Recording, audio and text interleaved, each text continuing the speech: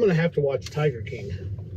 You know, I missed out on that one as well. I don't get the jokes or the memes. I'm kind of in the dark on that one as well. Yeah, I feel like people are standing around having conversations, and you walk up, and you think they're talking about one thing, and you say, "Oh yeah," and they're like, "Oh, did you watch Tiger King?" And you're like, "What?" No, I haven't seen it. I haven't seen it yet. And then they give you a look. It's like this look of they don't know who you are anymore. They don't know how to talk to you because they can't fit you into the Tiger King box. It's TV shaming, and I'm against it. It's TV shaming. I haven't had time to watch Tiger King. I've been spending too much time watching The Masked Singer. I can only have one show at a time. I can't keep multiple plots. I can't do it. Very true. I'm still playing through episodes of Bosch, so I've got... Fantastic season this season, but I'm going to have to watch Tiger King now. It's killing me. I got to get caught up. I feel culturally irrelevant. Culturally irrelevant. Because I haven't watched the Tiger King. Is there a Cliff Notes version? I need a Cliff Notes version of a documentary. This frozen Coke is delicious. Or you could just wait till the series comes out with Nicolas Cage. I've heard this. Nicolas Cage is going to be in the movie. I think that's fantastic news.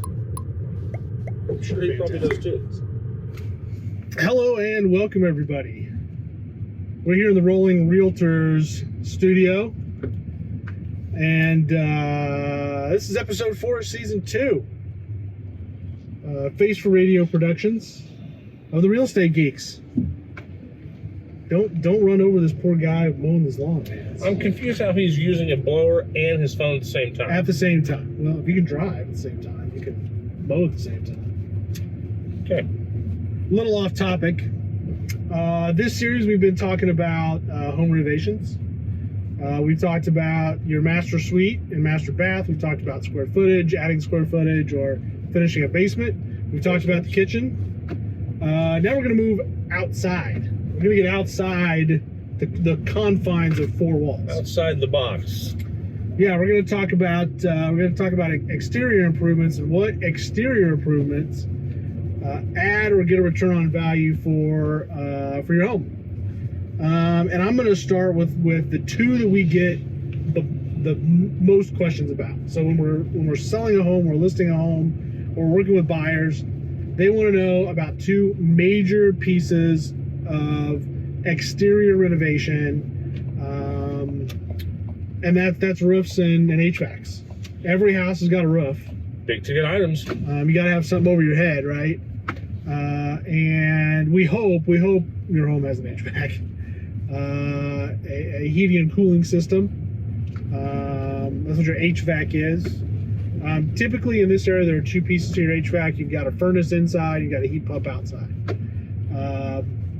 If you want to get into the details about each of those, call your local friendly HVAC technician, and he can go through what all those things are to you. What we're concerned about is what kind of value does it add to get a bigger, better, nicer, more feature-rich HVAC roof, all kinds of things.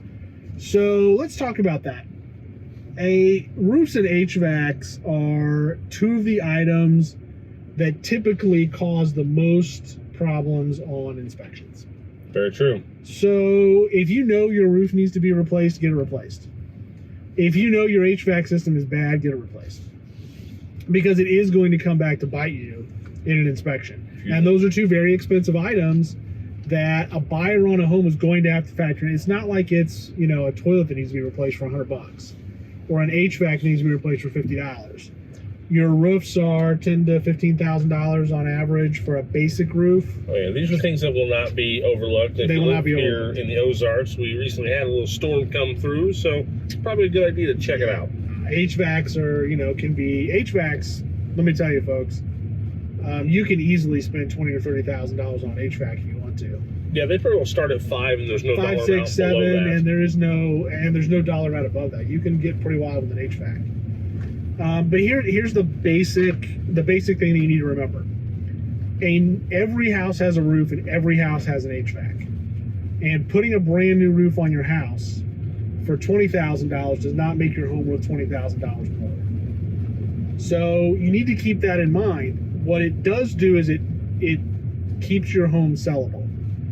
A bad roof, a leaking roof, a roof that is completely shot will cost you 10 or 15 grand in price, and you may end up having to replace it anyway, and that's going to be after the contract is signed, which means the price doesn't go up. It is the same thing with an HVAC.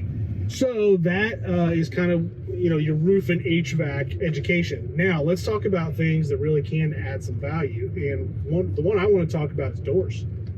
It's not thought of that often. It's not. But doing a completely new front door to your house, that is part of your curb appeal, along with landscaping. Those two things don't get thought about as much. I mean, people say landscaping, they think, okay, mow my lawn of plants and flowers. But if you have nice trees and nice flower beds and a nice front door, and maybe you have a front porch that is clean and inviting, and the lighting that's out there can make a difference, that can affect the value of your home. So I thought this was interesting. Here's some national averages for your exterior items. So the entry door replacement. Now this is assuming you're putting in a nice steel door, probably with a window or glass and maybe a side light, right? The average cost of that job is about $2,000. What do you think the average return on that is? Oh, and something like that, I would say the return is 40-50%. 68.8% return. So more than your kitchen. Again, small investment, right? That's about a return of $1,500, say. You can do different 70%. Colors, different styles. I mean, there's a lot that can be done that really changes the appearance. And it adds to the curb appeal. Okay, the other one is garage door replacements. Same deal. And well, get this. Average cost of replacement, $36.95. What do you think the average return is?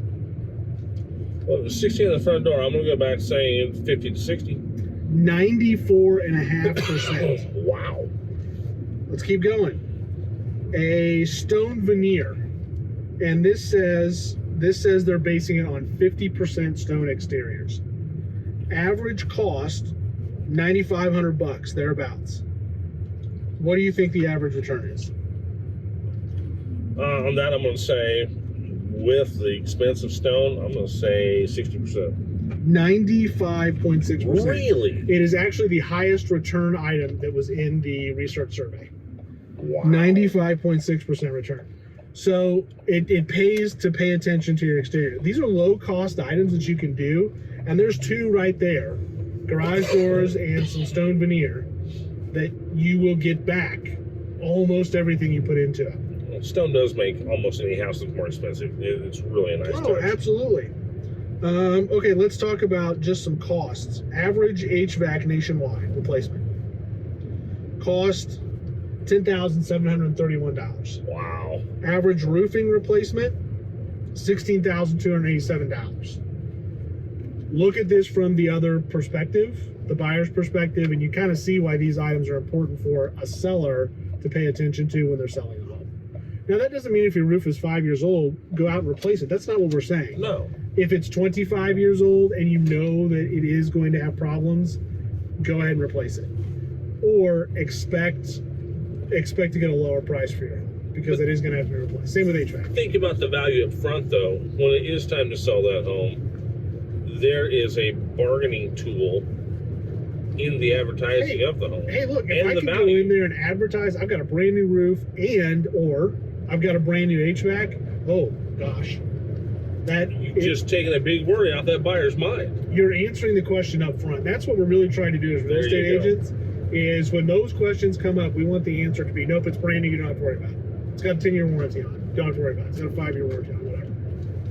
Eliminate the question before it even becomes a question. That will make a huge difference in the type of offers that you get. Time on market. And as we see, those exterior items have very high rates of return, even compared to some of the interior items. Definitely. Right? So let's talk about our elephant in the room. What's our elephant in the room this week? Well, back to the elephant. Yeah, so we've been talking about kind of where the market is at. We've been talking about inventory, we talked about interest rates. Let's talk about home values, right? We've touched on this, but let's get real specific. It blows my mind, and I wasn't going to do this, but I'm going to after all. So we don't do In the News anymore, but that doesn't mean I still don't read the Wall Street Journal. I do. Found it very interesting this week.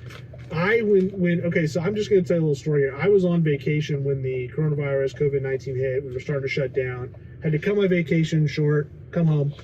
And everything I was hearing on the radio about real estate was, oh, this is another 2008. No, unemployment's going to be huge. We need bailouts. And yes, I understand that a lot of that happened, but it has not affected home values. Now, that's my opinion. There's pundits out there that will tell you completely different stories. We've heard from some people from the Fed talking a lot about home values in relation to job losses and how there's going to be a lot of contracts that can't get done, because people lose their income, and that has happened. I understand that. But inventory is so low and interest rates are so low that the flip side to the coin, where they're saying that it's going to go down because of job losses and it's going to be another 2008, we don't have an overextension of credit right now. We don't have massive shorting on some of these credit default swaps that we had involving home loans. We don't have predatory lending. I don't believe we have predatory lending in our market right now. So, and that's because of some of the changes that were made after the 2008 market correction. So today, let's fast forward 30 days. We have been in 2 multi-offer situations. Mm-hmm. We don't get a lot of multi-offer situations right now. We've been in 2, and we've done more cash-based transactions probably in the last 30 days than we did in the preceding 90 days. Definitely. That's unusual. That's not a number that usually moves very much. And Wall Street Journal right here, they're saying it. I'll read the headline. Here it is. Home prices show surprising resilience. And they're tracking the median sales price of existing homes year over year. And guess what? 2019 to 2020, it is up 2.5%. And this is as of publication date, which was May 6th. Home sales from a year earlier. Did overall home sales drop? Yes. However, year over year, they're still up 5%. Still up 5%. Okay. And inventory is down 35%. Well, it's a supply and demand economy. The demand is still there and the supply is low. That's very true. I don't know if I've mentioned this before, but if you're thinking about selling a home, now might be a good time to do so. There is no time like the present. If you're thinking about buying a home, interest rates are so low, you can't beat it. What we just locked a VA at 2.75% today. Yeah. A 30-year VA. It is a great time to get in the market. Buy or sell either one. He's right, you know. Very unique time right now that can benefit both sides. Yeah, There's some good values out there. Yeah. So buy and sell and get it done. So tomorrow, our last show of this season. Dun, dun, dun. And we're going, so we've been inside the house, we've been outside the house. Now we're going to talk about the whole house. And we're going to talk to you a little bit about quote unquote flipping. And you don't even have to be selling to flip a house. If you want to buy something and do a full gut, we have a client that's in the middle. We're negotiating a contract right now to purchase a home, and the plan is full gut. The entire interior is coming out, and we're building a brand new house inside. We're going to talk. We've done it. It's a ton of fun. So we're going to talk to you a little bit about what the ins and outs are, how to finance those, where kind of the money's come from, and how to do it appropriately to make sure that you don't end up underwater, that you have high equity. So that's what we're going to talk about tomorrow. Thanks for watching. We'll see you then.